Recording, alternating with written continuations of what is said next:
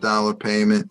But by the time they did that, it was so far along that people still really didn't understand the program and weren't getting the money.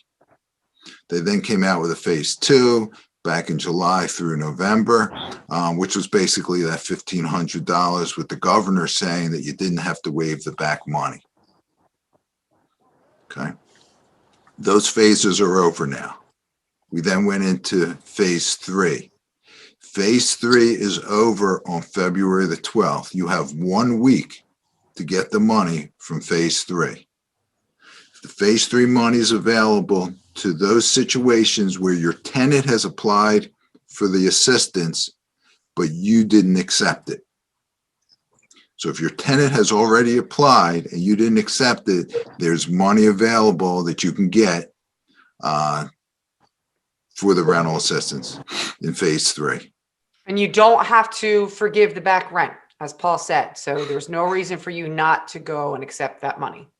You don't have to forgive the back rent. You can get up to $1,500 a month for 6 months. And quite frankly, it's free money at this point because you're not evicting the tenants. The only caveat is once you receive the money, you can't file in landlord-tenant court for 60 days. But quite honestly, in Philadelphia, and we'll get to that part, you're not really doing that anyway. I guess you're really losing a month, I guess, at the end of the day. And we'll explain all that when we get to the emergency housing bills. But there's no reason not to accept that money right now. Okay, so if your tenant applied and you didn't accept it, go back and see what you can do at this point. On December the 27th, the president signed into law the stimulus bill, which included $900 billion of stimulus aid. Of that, $25 billion went toward rental assistance. That money is now starting to be given to the states so that the states can then figure out how they're going to distribute that money. We're anticipating that that money is going to be available as of the beginning of March. Real important to start looking for that money and figuring out how you're going to get your tenants that money. We don't know the specifics of what the plan's going to be in Philadelphia yet. The state is in the process now of trying to pass a law to figure out how they're going to distribute the money. Under the previous stimulus packages and the rental assistance, it was all done through PHFA. PHFA just said, like, we're done, we're out, we've had enough of this. It was a nightmare for us. They pretty much washed their hands of this next rental assistance program. The idea is that it's now going to be administered through DHS, Department of Human Services. What's going to happen as well is that the city's going to have a chunk of that money that's appropriated to the state, and the city has to decide the parameters for how they're going to distribute the money, what the criteria are going to be. The federal government basically says, here's the federal criteria for the money. You have to at least follow this criteria, but then the local governments can have more strict criteria in what they insist on before they can give out the money. So from the federal standpoint, the biggest thing that needs to be complied with is that the person or the family has to make less than 80% of the average median income. It's a quite high number. For a family of 4, comes to about $95,000. I got Jim Sims. I see he's their numbers guy. he could put it in the chat if I'm wrong on those numbers, but it's around $95,000 for a family of 4, which is quite a bit of money for them to not qualify. Okay, so most of your tenants, if you're over that, you don't qualify. Yes, thank you. So most of your tenants will qualify.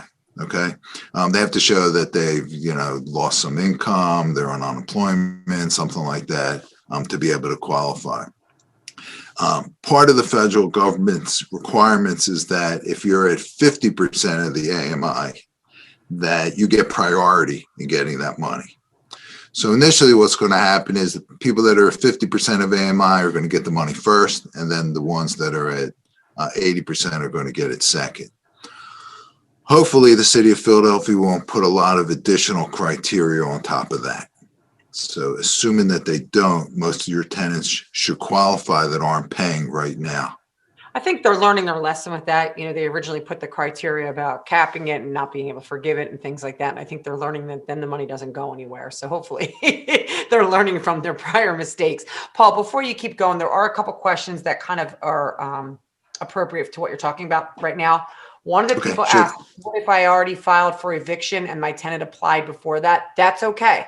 You can still, and if your tenant applied and you didn't accept it, you have a week now. Go, even if you filed for eviction, that was from before. You can go and accept that money, and hopefully you'll get enough. Maybe it'll stop the eviction. Okay. What if I so you know, they're prioritizing the people that are being evicted. Right. True. So the whole idea of this and the idea of the stimulus packages and what the CDC is doing, which we'll get to in a minute, is to stop people from being evicted, with the idea being that once people are evicted, they're going to spread the coronavirus, that they're in a high risk group, those people that are being evicted. So the idea is to stop them from being evicted. So if you have a situation like you're saying where the tenant's being evicted, you'll move to the top of the list in getting that tenant rental assistance. And then one of the other things is, what if I apply, but the tenant's not doing what they're supposed to be doing, like with the paperwork on their end? Does phase 3 cover that? We hope so. We don't know yet. So phase 3 did not. Phase 4, which is coming, will actually cover that situation. As long as the city doesn't put into something more stringent with regard to requiring something from the tenant. So you can actually apply for the tenant on behalf of the tenant. In this situation with phase 4, what they also are saying is that if the landlord is not cooperating, then the tenant can apply on their own for the rental assistance. And instead of the money going to the landlord, the money goes to the tenant, and the tenant has to certify that they're going to give the money to the landlord. Well, good luck with that. So if the money's going to the tenant, that's a problem. So if you have a tenant that's applying for rental assistance, get in there, fill out the application as well, so the money goes directly to you. You do not want to be in a situation where you're relying on the tenant to have to turn that money over to you. That's not a good place to be. And if the tenant is not cooperating, and we're hoping that once the state and the city put out their guidelines, that you're going to have a mechanism for being able to apply without the tenant's cooperation. So correct. Fingers crossed. We'll get, as we get more information on what the city and the state plan on doing, we'll disseminate that. Yeah, and that'll be on the Hapco website as well, which, by the way, you should visit the website often. There's a lot of good information that's being posted. These guys are doing a great job of it.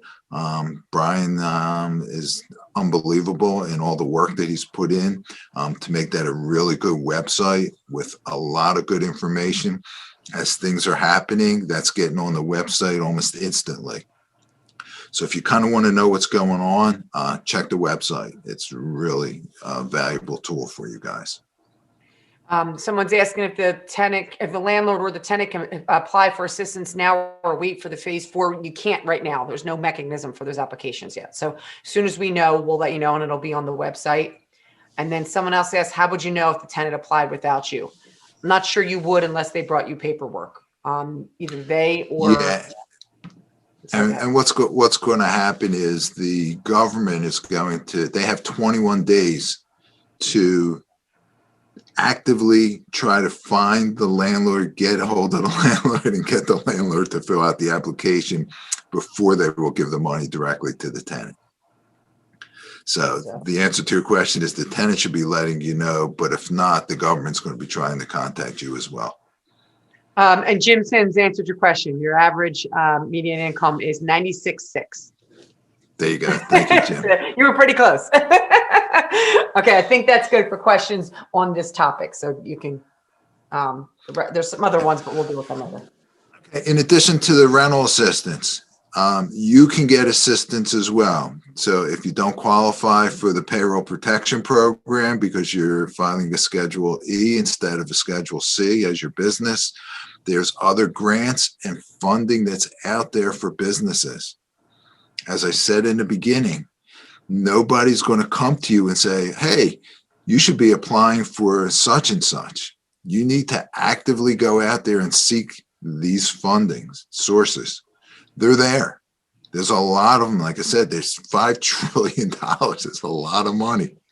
So I urge you all, if you have losses, if you're hurting, if your tenants aren't paying, seek out. Unmute. I can't get on. I can't unmute my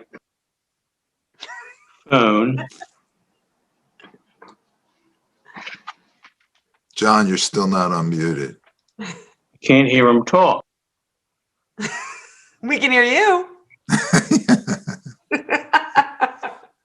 Gotta love these Zoom calls.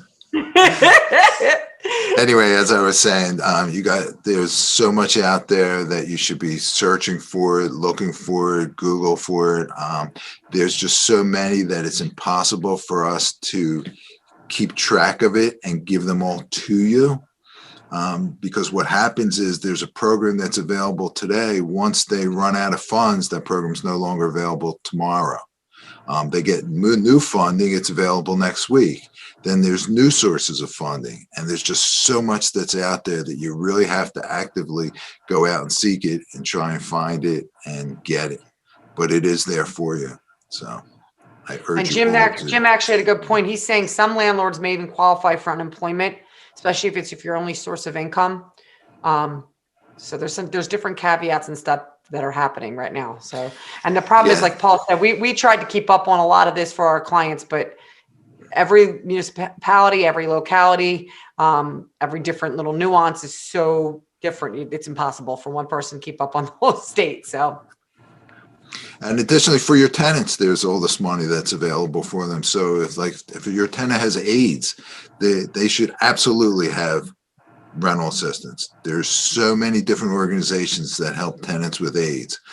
There's social services. There's Catholic social services. Like if you're a particular religious sect, if you're an Asian American, there's money for Asian Americans. There's so much there that you really have to seek it out, but it is available. And in response to what Jim was saying, just to elaborate on that, the PUA, or the Pandemic Unemployment Assistance, has been expanded. So it now includes self-employed and independent contractors. So this isn't unemployment that is through the normal state channels where you get unemployment. This is separate unemployment that the government is offering, pandemic unemployment assistance, that is available. And a lot of you guys will probably qualify for that. But it's a matter of, again, nobody's going to tell you you have to go ahead and apply for it. Hey, Paul, Cheryl Solomon's asking, where should the landlord go if there was applications that the tenant had that they didn't act upon? Who should they reach out to now? The best person to reach out to in the city is Greg Heller. He's the one that's overseeing this program. And we can put his phone number into the chat. His cell phone number is 215-320-7880. I got it. And if someone from the Hapco board can put his I did it. I just sent email, it. his email address also. I just don't have it in front of me. Greg is great. He's unbelievable. He's trying so hard. He's working 24/7 to get this money out. The idea is that if the money is not spent, it goes back to the federal government. So the city is very motivated to spend this money because it's not their money they're spending. Okay. So the city is doing everything possible to try and help to get you this money. So if you're unable to get it, you're wondering what's happening, Greg's an unbelievable source. He's heading up the program and he'll take your calls directly. He's great. Okay, and then is there aid for housing providers whose working tenants stop paying rent? Yeah, I mean, if the tenants have any type of COVID financial hardship, there's money available. It's just a matter of the tenants actually having to have applied for it. But once phase 4 gets rolled out, hopefully that'll take away that. All right, Darlene, someone will hopefully we'll get Greg Heller's email out. I don't have it off the top of my head, but we'll get there. I think Brian looks like he's looking things up. We'll try and get it out to everybody, but there's his cell phone number for now. And then other people are asking about filing on tenants, but we're going to get to that. So hold That's off on next. this. Yes. That's Okay. next. That's it on questions on rental assistance. Okay. Next topic is just what you said, the filing on tenants and all the moratorium that are out there. It's extremely confusing. I'll try to explain why it's confusing, with the idea at the end being that you're still going to be confused, but you're going to know why you're confused. Okay. And just so you know, you're not the only one that's confused. Everyone is, and the law is very confusing. We do this every day, and we still are running into different discrepancies as we do it. So hang in there. Okay. So at the outset, it's important to understand the interplay of all the different governments, laws, orders, regulations that are out there, so you can see everything that impacts on these eviction moratorium. So as we know, when the federal government passes a law, everyone throughout the entire country has to abide by that law. When a state passes a law, everyone in the state has to abide by the state law. And then when your locality or your city passes law, you have to comply with the city law. Okay. So we have federal laws, state laws, and city laws that all impact on the evictions and the eviction moratorium. On the federal level, there was originally the CARES Act, which was passed, and there was a moratorium on evictions that was done through the CARES Act. Thank goodness that is over, so we don't have to deal with that anymore. Okay, when that ended, the CDC came out and passed their own order saying that there was an eviction moratorium placed basically on evictions from taking place or lockouts from taking place. Now, here's where a ton of confusion has come in. The word that they used in the order was eviction. They said that you can't do an eviction. They then defined eviction, and eviction basically, under their definition, means that essentially you can't lock out the tenant. The CDC interpreted their own order and said in the frequently asked questions that were submitted to them that you can file an eviction complaint, you can go to court, you just can't lock out that tenant. They actually went so far to say is you can challenge the affidavits that the tenants are filling out in court, and it's right on their website. I actually leave it up on my computer when I handle the Zoom hearings for court so that I can refer to it if I need to. And it says right on there that we can challenge those affidavits. The problem is, as Paul's about to say, is that judges don't always follow any of that. Exactly.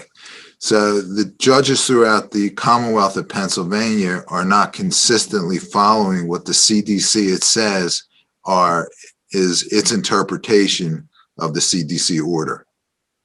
So if a tenant files an affidavit, some courts aren't even having hearings held. They will not allow you to go to court. Some courts will allow you to go to court, but if the tenant claims a CDC hardship, they won't allow the hearing to go forward. Some will issue an order, but won't allow you to do the lockout. What should happen is you should be able to go to court. You should be able to get the judgment. Only the lockout should be stopped. The initial CDC order went through the end of December. It was an order that was done by the CDC itself. When the stimulus package that was passed in December, the $900 billion stimulus package was passed, In that stimulus package, there was one paragraph which basically said that the CDC moratorium was extended till the end of January. That was done legislatively, and that law was signed by the president. So now you have a law that extended the CDC's moratorium, not just the CDC itself saying that this moratorium is in place. It's important to make that distinction because, quite frankly, as attorneys, we don't think the CDC has the authority to issue a moratorium. Like, who's the CDC coming along all of a sudden saying, we're going to affect your landlord-tenant relationship? Personally, I don't believe they have the right to do that. There's currently lawsuits that are challenging the CDC's authority to do just that. The problem you have is that, as we all know, lawsuits don't happen quickly. So by the time the lawsuit works its way up to the Supreme Court of the United States, we're going to be well past the end of this pandemic. The CDC then came out at the end of January and said, we're going to extend the eviction moratorium till the end of March. There was a lot of confusion surrounding that because the president came out and said in one of his executive orders, as soon as he got elected, that he wanted the CDC to extend the eviction moratorium. People interpreted that as the eviction moratorium was being extended. It wasn't extended by the president. It was his request to have the CDC do it, and the CDC honored his request, and they in fact did extend the eviction moratorium through the end of March. Now, a lot of you are probably hearing that the eviction moratorium might get extended till the end of September. Once again, that's the president's wish list, is to have the eviction moratorium extended through the end of September. In order to do that, he wants that to happen through the next stimulus package. So if you guys are following it, the president wants a $1.9 trillion additional stimulus package. The Republicans came back with an offer of $650 billion. Whether or not that gets compromised, we don't know. If it does get compromised and there's actually legislation that is done on it, then the idea is going to be the president's going to be pushing for, in that legislation, to have the moratorium extended till the end of September. That's the fear. We're hoping that it'll get compromised out and it won't be till the end of September. That's from the legislative side. The problem we have is that if it's not extended legislatively, it most likely will be extended by the CDC itself.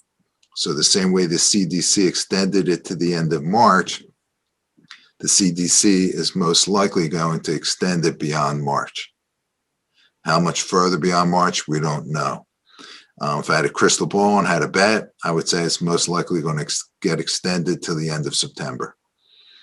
Whenever we hear a date, like an outside date, so far over the last year, we say, wow, and like, that's crazy, end of September. Initially, it was back in March when all this started, and we were hearing like the end of June, and we're like, end of June, that's crazy. Then it's the end of June, then it's the end of September, then it's the end of December. So when I hear the end of September, I'm guessing it's probably going to get extended to the end of September. A lot of this depends on the vaccine. The rollout of the vaccine, how many people are getting vaccinated, are the coronavirus cases actually going down? That's going to determine whether or not the CDC has the ability to continue to extend the eviction moratorium. So where we are right now, it's the end of March with regard to the CDC moratorium, with the idea being, or the thought being in my mind, it's probably going to end up somehow, some way, through some legislation on a federal level to the end of September. If it doesn't happen on the federal level, I would also bet that the city's going to come along and extend the eviction moratorium. Yeah, I don't think it'll happen at the state level. Wolf has made pretty clear we don't have anything affecting us at the state level right now. It's just the federal one and the city one. So the state actually is there's nothing there at this point. So, Yeah, on the state level, Wolf came out basically and said he didn't have the authority to extend the eviction moratorium any further. It was shocking, very surprising, since he had already extended it. And if he didn't have the authority, that meant that his prior extension was improper. But thank goodness, and we're happy. We're happy that at least he didn't extend it on a state level. But it looks like it's probably going to get extended on the federal level, and if not, it'll get extended on the city level.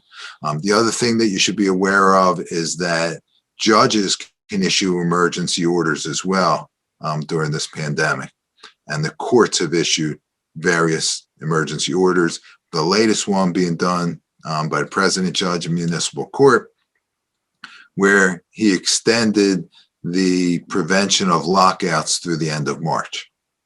but there was some good news actually in that order. And one of the good pieces was he now said we can serve writs of possession, which before we weren't even allowed to serve them.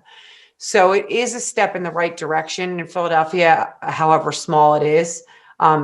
I think what's happening there is that the landlord and tenant officer who does all the service of the writs and hasn't worked in almost a year.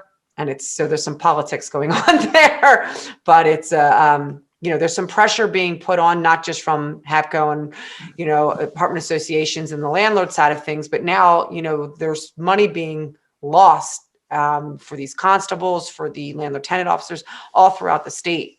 And at a certain point, there's going to get pressure put, on the government from all different directions. So that's why I'm kind of hopeful that maybe it won't go till the end of September, but we'll see what happens. Yeah, stay tuned. Right. And if you're not sure and you're wondering what's going on, once again, check the Hapco website. We're putting the information up there constantly on what's happening. So if you need to follow it, you're wondering what's happening with regard to the eviction moratorium, that information will be on the website as well. Paul, I'm going to pause you for a minute because we have a couple questions and I don't want to lose, there's a lot, so I don't want to lose them. Okay. My tenant stopped paying rent and has not had a COVID financial hardship. Okay. The threshold is very low. It's, they're going to just say, I have a COVID financial hardship. And the judge goes, okay. So can't really help you there. But what's even worse is the judge will ask the leading question. The judge will say, don't you have a COVID-19 financial hardship? If the tenant says they don't, they say, well, why can't you pay the rent? Aren't you having a problem paying the rent? What's going on? And they'll eventually lead them to, oh, yes, there is the problem, COVID-19 and the judges were actually hardship. handing out these CDC affidavits in the beginning, which was just mind blowing to me. But the problem right now is the CDC affidavit, as Paul was saying, doesn't really affect you here in Philadelphia because there's already a moratorium on lockouts in Philadelphia anyway. So it's kind of a moot point because all the CDC affidavit does is stop the lockouts. We are still going to court. I don't know, Paul, are you going to go through what we need to do to get to court? Is that coming up? Okay, so I don't want to go through that now, but we are still going to court and we're getting judgments in Philadelphia. So we are getting there. We're getting judgments. The good news is we're going to keep doing that. You need to keep doing that because once lockouts start happening, they're going to do them in the order that, the judgments were received. So you want to still keep moving forward. So all of these people who are asking, what do we do? What do we do? Our tenants aren't paying. I know they don't have a hardship. You go to court, you get your judgments. It does, the hardship part of it doesn't matter because there are no lockouts happening in Philadelphia right now, at least through the end of March. And as the federal government extends it, the city's going to extend it. They're going to mirror each other regardless. So, and that's on all lockouts, not just COVID financial hardship. So that part of it for Philadelphia is kind of irrelevant. You keep filing, you go to court, you get your judgments, whether it's a breach case, because I saw some questions in here about there being issues with not just non-payment, whether they don't pay rent. Go to court, get your judgments, and then we're just going to wait in line to do the lockouts once the lockouts are allowed to start happening. Like I said earlier, they're allowing us to file the writs and serve the writs now. So it's just a matter of things getting lifted so that we can then proceed with those lockouts. If political pressure keeps happening from the landlord and tenant officer, hopefully that will happen sooner than we are anticipating. But until that does, like I said, the hardship part of it's moot. Yeah.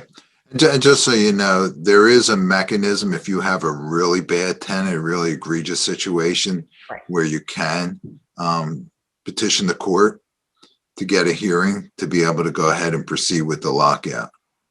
Very difficult to win on those cases. I know there have been cases that have been won, but they're very far and few between.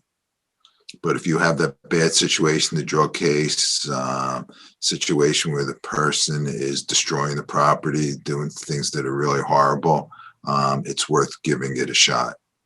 Yeah, and that's one of Cheryl's questions here too. You know, there's 3 different categories of people: those who were delinquent before the pandemic, those who have the lease is terminated, and those who have created a breach. As I said, there are no lockouts for anything right now, unless it's like Paul said, there's really, really bad offenders. So if you have someone who's, you know, stealing and breaking into apartments and stealing from neighbors, and you can prove it or whatever, then maybe or they're beating up their neighbor or something, then maybe we move forward and we try and get a lockout on those cases. But other than that, it doesn't matter whether they were delinquent before the pandemic, after the pandemic, there's just no lockouts. It doesn't really matter what bucket these tenants fall in.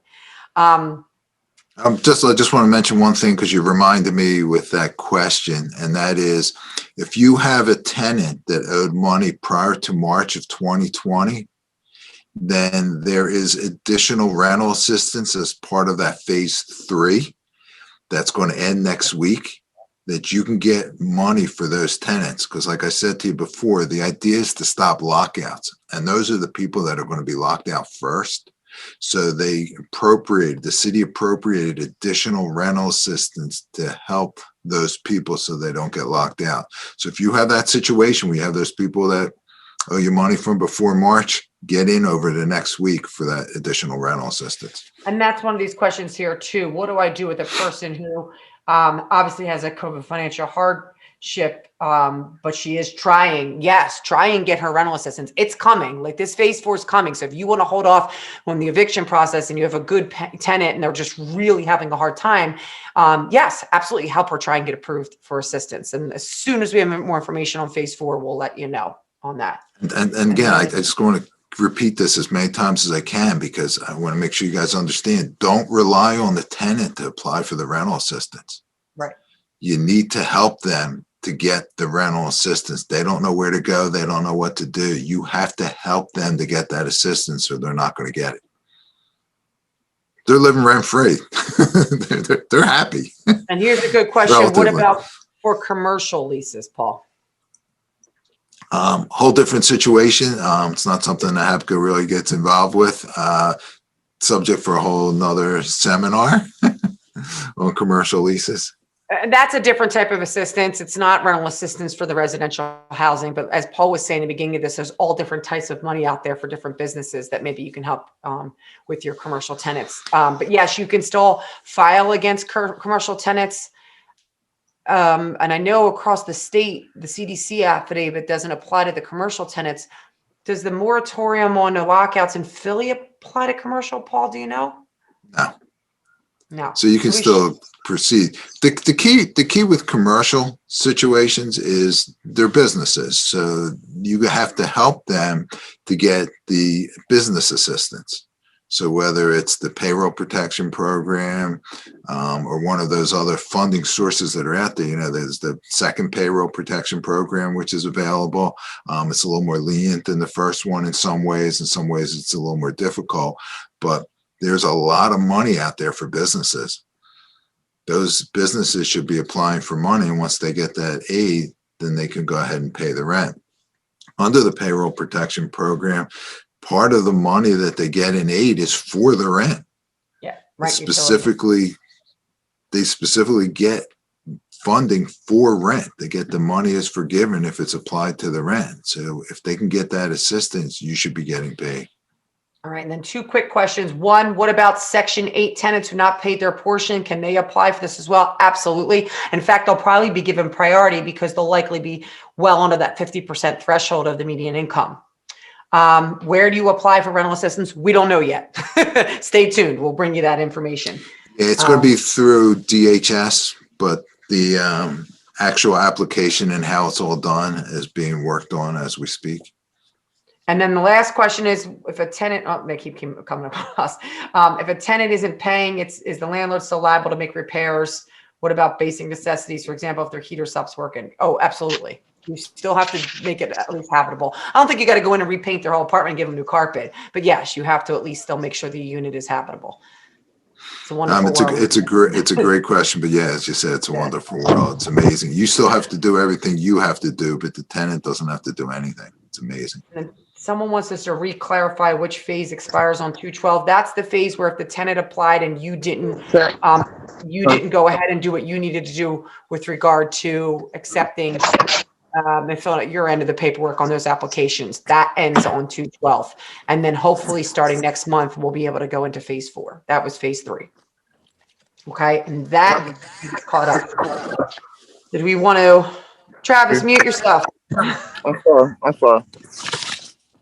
Phase 3 doesn't have paperwork, Ming. That's just if the tenant had applied and you didn't accept it. You have to reach back out to your tenant. Okay, so let's go into how you file. Right? Is that what we're up to, Paul? Yes. Okay. Okay, the city of Philadelphia passed the Emergency Housing Protection Act. It had quite a few bills as part of that. The first one being that before you can file an eviction case, you have to send the tenant a hardship repayment notice. The hardship repayment notice gives the tenant notice that they have the right to pay the back rent that is owed over a period of 9 months. They have the absolute right to force you to enter into a repayment plan with them. The key to this is that if you have a tenant that's delinquent, you should be immediately sending out the hardship repayment notice, because until you do that, nothing else can be done to go after that tenant for the money that is owed. You can't file for eviction, and not being able to file for eviction now, when everything sort of opens up and you can start locking tenants out and people start flooding the eviction filings, it's going to put you that much further behind, because you're going to have to wait an additional 30 days before you can file. Well, and the So other it's- problem is they're only hearing 6 cases every 45 minutes because of social distancing requirements down in Philadelphia. So we're already backlogged on dates because they're not hearing as many cases on a daily basis. And then, like Paul said, on top of that, then your lockouts really going to get pushed back because there's already a pile of lockouts that are sitting there waiting for these moratoria to be lifted. So get moving, get the hardship repayment notices out. Yeah, and make sure you comply with the law in doing that.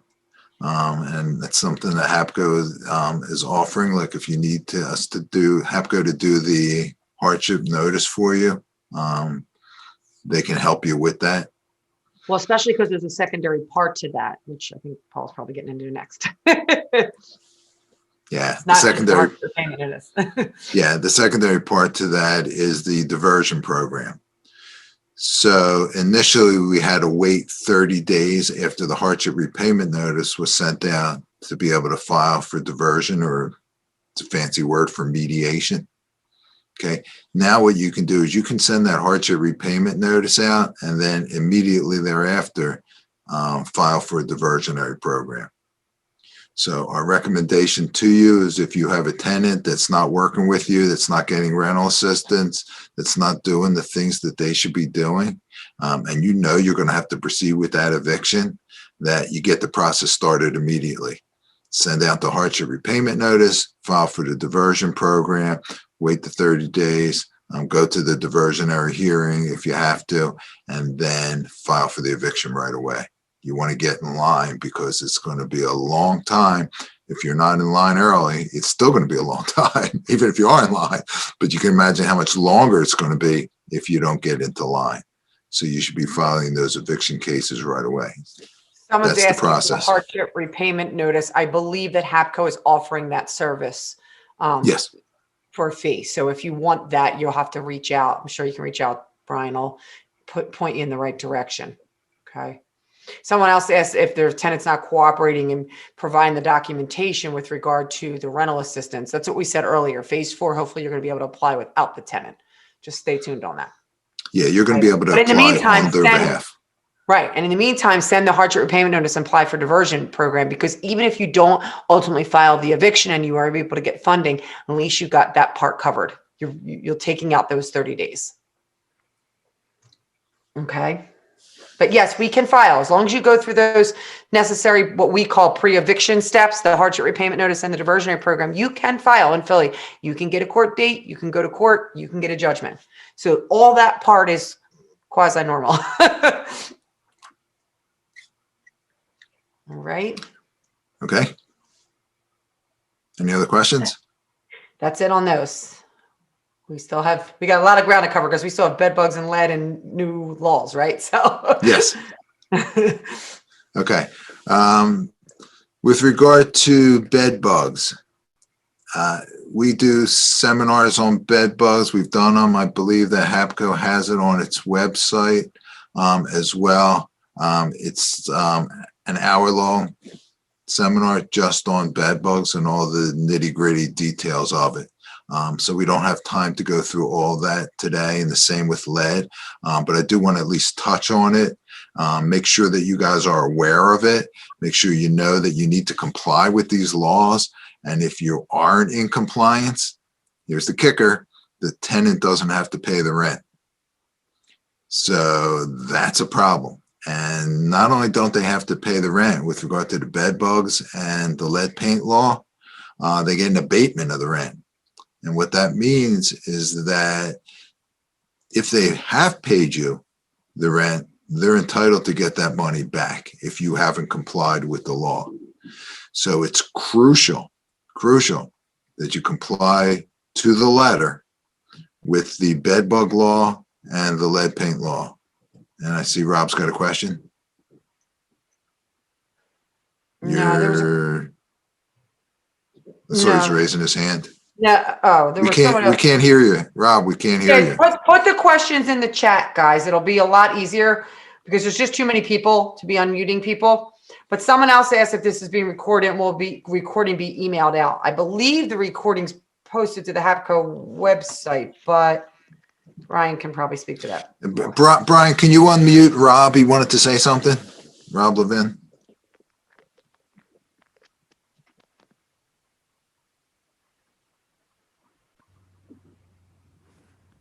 Maybe. Yeah, I think we should just, like Janelle said, stick to the chat. It's a little too difficult trying to, You can't find people. yeah, it's Okay. Just throw it in the chat, guys. But yes, Sorry, Rob. This is being recorded. So the back to bed bugs. Yes.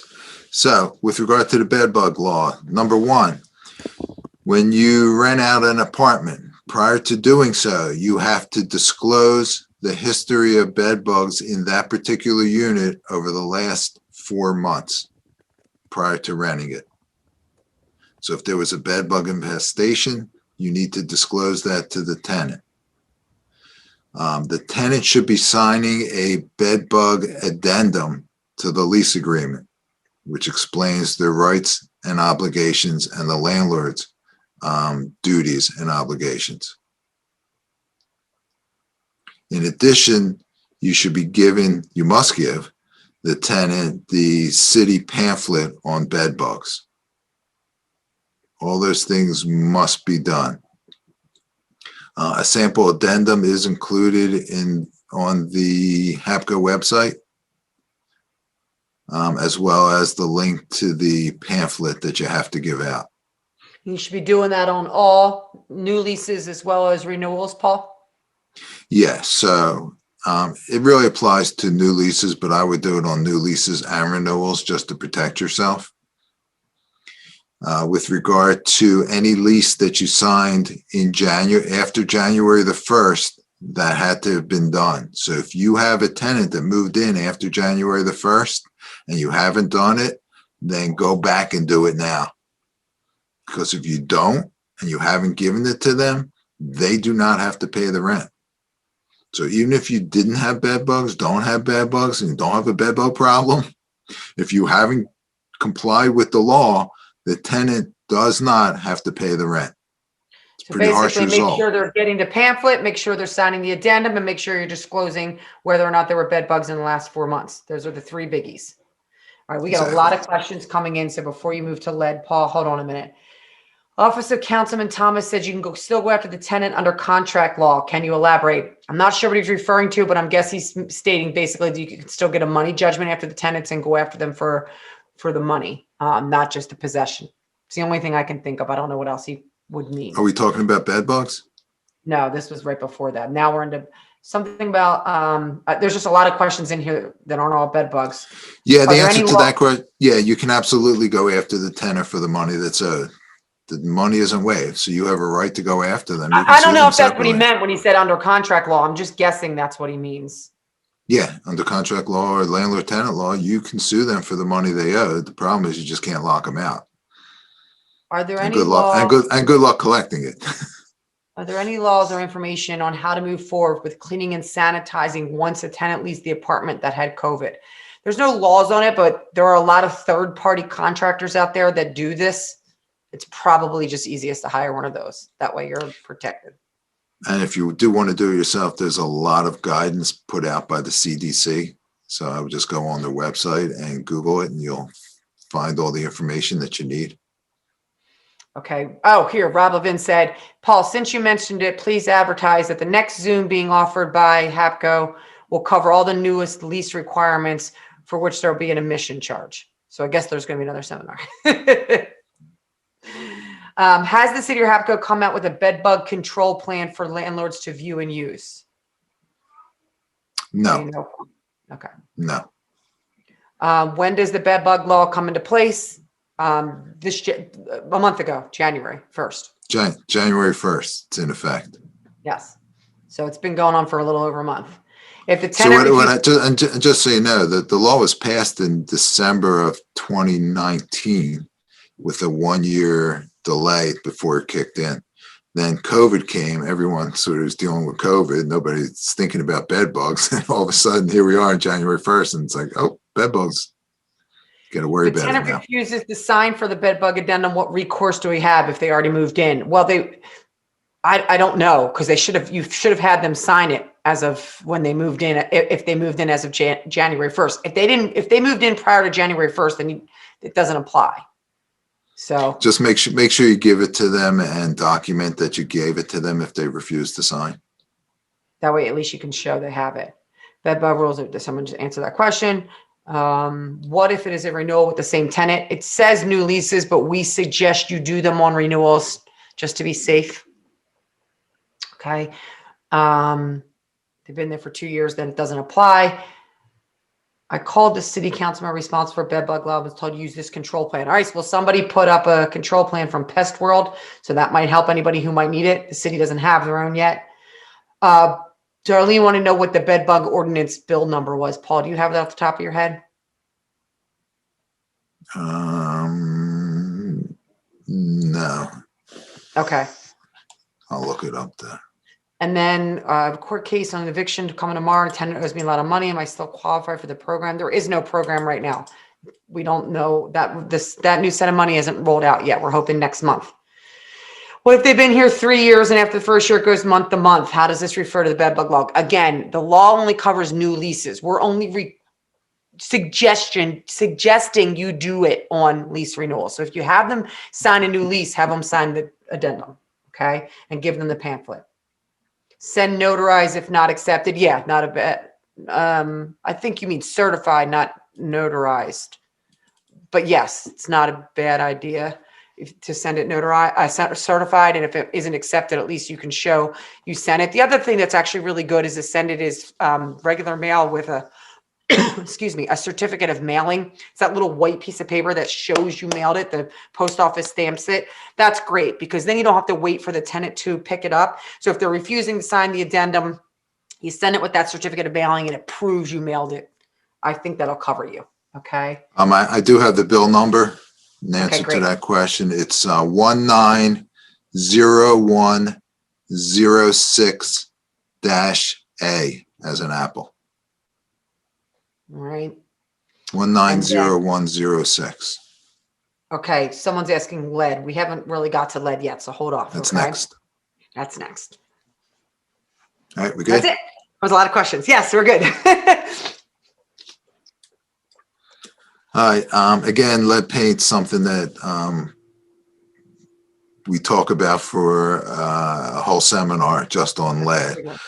So I just want to make sure that, once again, that you understand the basics of the lead paint bill. The number one thing that you need to understand and know is that, contrary to the way the old law was, under the new law, every single unit needs to be inspected. Not just units where you're going to have a child 6 or under living in the property. So make sure that prior to one of the following 3 dates, well, before I get to that, so the city rolled out the lead bill or the lead compliance of the bill in different phases. So the first phase kicked in on October the 1st of 2020. So that's in effect now. And the way they rolled it out was based on zip code. So on October the 1st, there's 11 zip codes. If you have a property in that zip code, you have to comply as of October the 1st. If you're not in that zip code, but you have a zip code that is as of April the 1st of 2021, then you have to comply as of that date. And then October the 1st of 2021, more zip codes come online. And April the 1st of 2022, the rest of them come online. So as of April 1st, 2022, no matter where your property is in the city of Philadelphia, you have to comply. Once you're into that compliance period, you must have the lead paint test done at the earlier of a new lease signing, a lease renewal, or the renewal of your rental license. Okay? So I'm going to repeat that real quick. Once your property is in one of those zip codes and you now have to start complying with the law, after that date, on the earlier of a new lease signing, a renewal of the lease, or a renewal of your license, you absolutely positively have to get a lead paint test done and upload it to the city of Philadelphia. If you do not do that, then you cannot collect the rent and you will not be able to get your rental license. Huge problem. So make sure that's done for all your properties. And how long does it last for? People are asking, Paul. So the new test lasts for 4 years. Under the old law, if you did the test because you had a child 6 or under that was going to live in your property, then the test was only good for 2 years. Under the new law, it's good for 4 years. And mind you, when I say that, when you have to start complying once your zip code, once you're in one of those zip codes, if you're not, and you don't have to comply, let's say until April of 2022, you still have to comply with the old law. And under the old law, if you had a child 6 or under living in the property, you had to do the test. Okay. The test is good for 4 years. So if you had a test done because you had a child 6 or under living in the property back in February of 2020, that's the date that the law changed with regard to the time period. Any test that was done after February 1st of 2020 is good for 4 years. Any test that was done prior to that is only good for 2 years. So if you had your test done after February, it's good for 4 years. You have someone moving in. You don't have to worry about it for 4 years after the date the last test was done. Okay, you don't have to do it before every tenant moves in. You only have to do it every 4 years. The test is good for 4-year period. And the lead free is good forever once you have the lead free done. So you only have to do that one once if you have a building that's lead free. Correct. Here's a really good question I saw on this.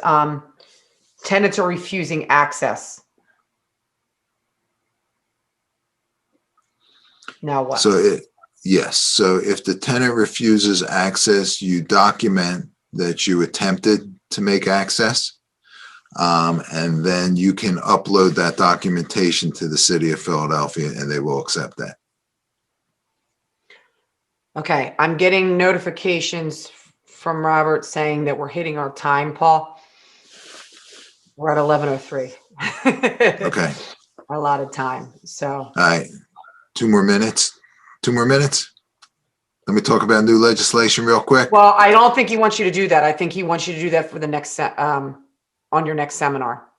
I guess there's another The one new coming. legislation. Okay, Yeah. I'll hold off on that. Sounds good. I can answer any other questions. That's what he's saying. A lot of other questions. So for Q&A, is the lead test for lead dust like we took a class for? I'm not sure what class you took. Yes, that's what we're talking about. Okay.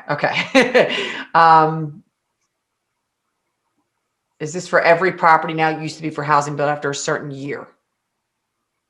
Yeah, correct. If your property, sorry, I should have said that. If your property was built after March of 1978, then you don't have to comply with the testing. You still have to give them the addendum because you still have to disclose under Philadelphia law whether or not you have any plumbing that could potentially have lead in it. So you have to disclose your knowledge of whether or not you know whether or not that plumbing has lead in it. So even if your property was built after 1978, you still have to give them the lead paint addendum and have them sign off on it. And then existing certifications are still valid. Did you talk about that? Was that before you talked about the 2-year thing? I'm not sure what an existing If certification. you have an existing lead cert on the property. Yes, that's good for 2 years if it was prior to February and 4 years after February. I didn't know if that question came before you touched on that. That's all. Okay. Lead wipe test is different than the RRP. I don't know what an RRP is. Yes, it's a different test. Do you believe the CARES Act, Paul Badger wants to know, will extend the mortgage forbearance requirement for lenders? So that's a great question, and it depends on what happens with the stimulus bill, and not to get too into the weeds on it. But if it's done as a compromise bill with the next stimulus package, the American Rescue Plan that Biden has proposed, if it's done as a bill that is bipartisan and 10 Republicans sign on to it, then they can add additional things to the bill, such as the additional forbearance on mortgages. They can add eviction moratoriums and things like that. If the 10 Republicans don't sign on to that bill, it has to be done through budget reconciliation. When it's done through budget reconciliation, where they only need 51 votes, then it can only be for items that affect the budget or revenue, and that would not affect the budget or revenue, so that can't be included. So the long answer to your question is it depends on whether it goes through budget reconciliation or not. If it doesn't go through budget reconciliation, there's a good chance it'll be part of the bill. I previously read CDC were allowing good cause evictions. One good cause being landlord needs to move back in. December, a judge ruled in favor of a tenant leaving landlord homeless. Listen, here's the problem. Good cause evictions can happen. If that's what you want to call them. Breach of the lease conditions, all of that can happen across the entire state. The problem is, as Paul and I were saying earlier, there is a moratorium on all lockouts in the city of Philadelphia. So it doesn't matter. So there's no good cause evictions. The only way you can go forward through it with a lockout in Philadelphia is if you have some real emergent situation, and that might be one, but it all depends on the judge. You need a great cause. Yeah, and that all depends on the judge. I mean, we have no control over that. Okay. How long can judges keep doing the lockout moratorium in Philly? That's a great question. That's a great question, Brian. Your guess is as good as ours. Someone had asked, are we suing the city of Philadelphia for all these back rents? There's been lawsuits across the entire country against states, against cities, against the federal government, and we haven't seen many successful ones. They're basically, the pandemic is allowing this free for all. So, all right. If a tenant moves in halfway through your 4-year lead-based paint certificate, do you need to get a new certification? No. No. The 4 years is the 4 years. I didn't understand what they were asking. All right. I think that's it. All right. All right. Thanks, guys. Thank you all. Take care. Have a great day.